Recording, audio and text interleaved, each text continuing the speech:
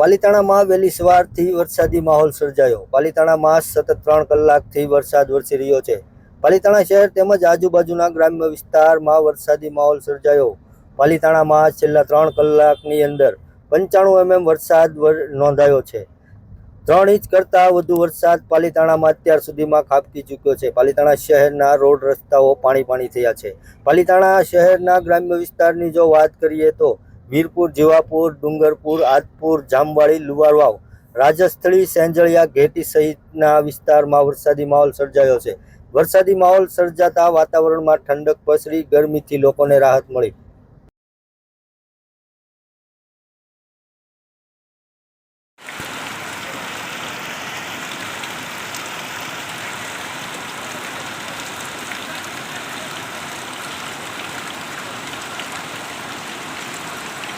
એ ઓલો દરબાર નાળા મૂકતો હતો ને ત્યારે જ મેં કીધું હતું।